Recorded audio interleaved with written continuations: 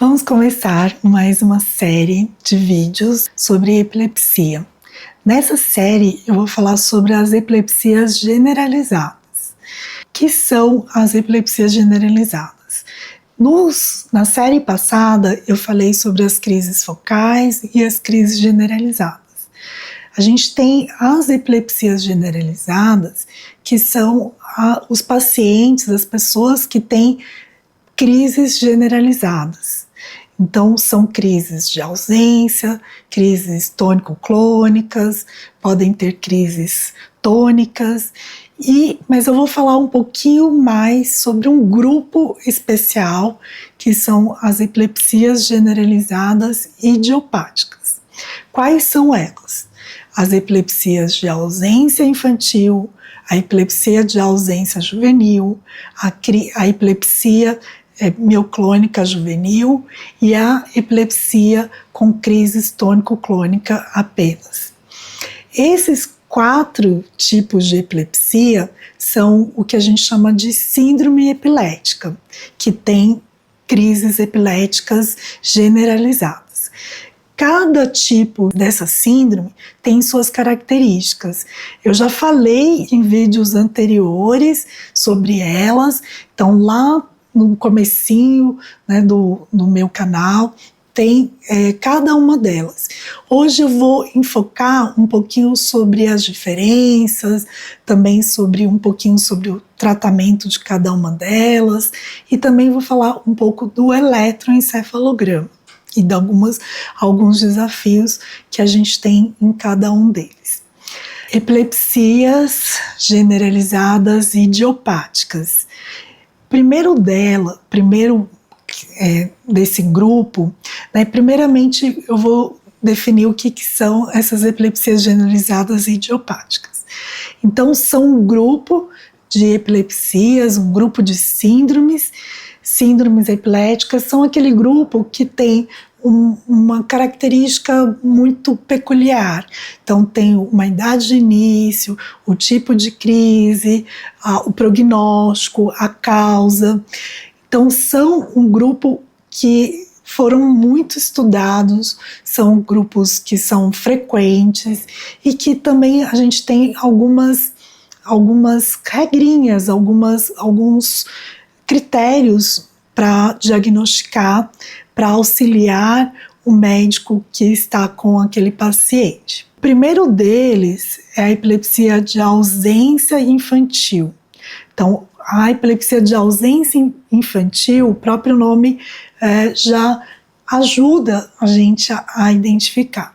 Então, são crianças pequenas que têm crises de ausências típicas. O que são essas ausências? Então, são ausências que são muito breves, de segundos, de uma parada comportamental. Muitas vezes você tem uma eversão ocular, pode ter um automatismo de boca e que uma criança que a gente chama pequena, então em torno de 5 anos, mais ou menos, até uns 8 anos, que começam suas crises, né? Muitas vezes a própria professora ou os pais conseguem perceber que são breves perdas de consciência. Então a criança dura segundos, só que elas são muito frequentes, diferente da epilepsia de ausência juvenil. Como que é o eletro dessas crianças? Então, um teste muito fácil de fazer no consultório é pegar um catavento ou um papelzinho e pedir para a criança soprar durante alguns minutos. A gente pede para soprar durante 3 minutos. E nesses 3 minutos, se a criança não está tratada, é muito frequente a gente ter o teste positivo, que é desencadear uma ausência nesse momento. Então, pede para a criança soprar, né, alguns minutinhos, e em algum momento ela começa a ter alguns movimentos, às vezes até da cabeça, um desvio de olhar, e depois volta a fazer aquilo que estava fazendo como se não tivesse acontecido nada. Então, são breves e e volta rapidamente a fazer. O eletro é aquele eletro que eu vou mostrar aqui, de um paroxismo que a gente chama de espícula-onda, na maioria das vezes a 3 por segundo. Então tem 3 paroxismos dentro desse intervalo de 1 segundo. E, né, tem alguns segundos. Pode ter a clínica, pode também não ter a clínica. Se for muito breve, de 1, 2 segundos, não tem a clínica. Se for mais que 5, 10 segundos, geralmente a gente vê uma clínica junto com esse traçado. Muitas vezes, né, vou dizer assim, né, algumas vezes pode ser confundido com uma crise focal desperceptiva. Então, qual a diferença entre os dois? Então, a crise focal desperceptiva também tem uma parada comportamental, mas o traçado ele é muito diferente, ele tem uma alteração mais focalizada e ele geralmente pode ser de uma região que a gente chama temporal, que é essa região aqui na cabeça, ou às vezes também da região frontal.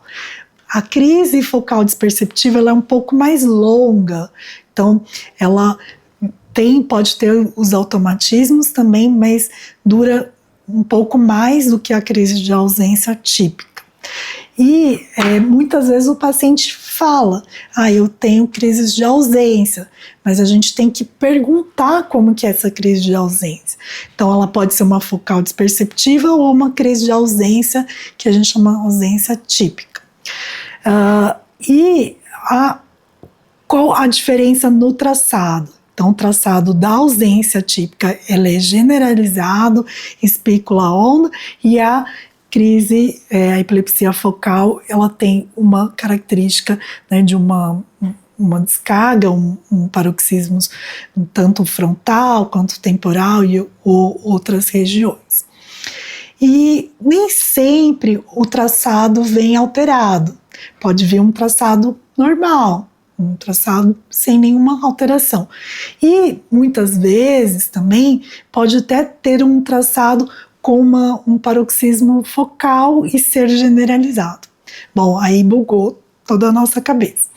O que acontece? Então, muitas vezes a gente tem que fazer eletros mais vezes, porque a epilepsia generalizada, às vezes ela pode ter um predomínio mais focalizado e também ter aquelas descargas generalizadas. Então, quem lauda ou quem está vendo o paciente tem que estar muito atento à clínica, porque o eletro também pode ser um pouco mascarado e confundir um pouco. Então, como que é o tratamento para essas epilepsias generalizadas? Nesse tipo em particular, que é a epilepsia de ausência infantil, o tratamento de escolha é a ethosuximida. A ethosuximida, muitas vezes, ela é até esquecida entre os médicos, porque ela é específica para crise de ausência. Então, para a crise de ausência infantil, ela tem uma resposta muito boa. Em alguns casos, às vezes não controla. E aí o valproato de sódio, ele é um tratamento bastante eficaz. E algumas vezes tem que ser em associação, valproato com a ethosuximida. Outros tratamentos, como a lamotrigina, o topiramato, podem ser utilizados, mas ele é bem de segunda escolha. Então, ethosuximida e valproato são os principais. Quais são os efeitos colaterais desses medicamentos? Sonolência, às vezes um pouco de irritabilidade, pode ter um pouco de alteração gástrica, mas em doses baixas, doses tranquilas, nem sempre vão causar efeitos colaterais. É importante fazer um exame, um hemograma, TGO, TGP, em algumas vezes, porque ele pode alterar também as plaquetas. e a gente tem que ficar um pouco atento, nem sempre tem que tirar o remédio, né, se for uma alteração pequena, não há necessidade, mas tem uma necessidade de acompanhamento. Nas epilepsias de ausência infantil, não é comum ter crises tônico-clônicas generalizadas. Se ocorrer e a criança for um pouco maior, a gente tem que pensar na crise de ausência juvenil. Então, é uma outra entidade que pode migrar de uma ausência infantil para juvenil ou ser a ausência juvenil e a gente achar que é infantil. Por que é importante a gente fazer essa distinção? Eu vou falar no próximo vídeo, mais especificamente para a ausência juvenil, porque às vezes o tratamento não é tão fácil, né? É muito comum ter a crise tônico-clônica generalizada e o tratamento é um pouco diferente, né? Pode ser usado a etosuximida, mas como ele tem muita crise tônico-clônica na ausência juvenil, às vezes a gente tem que fazer o tratamento combinado. Acrescentando algumas informações, assim, se criança muito pequena, menor que 4 anos, tem crise de ausência, a gente tem que pensar sobre a deficiência de GLUT1, que é a deficiência daquele transportador que transporta a glicose para o cérebro. E isso, a criança pode ter crise de ausência e ser erroneamente classificada como epilepsia de ausência infantil e ser a GLUT1. A diferença é que você vai ter uma glicose muito baixa cerebral e as crises não controlam muito bem. E a gente precisa iniciar a dieta cetogênica nesses casos, né, de GLUT1 e não o valproato ou a etosuximida. Uma outra informação é que as crianças nesse tipo de epilepsia de ausência infantil, elas têm um comportamento típico, podem ter uma predisposição à questão do TDAH, mas o desenvolvimento é totalmente normal. É mais frequente em meninas, em torno de 60% a 75%, e pode ainda ter tido crises febris no seu histórico.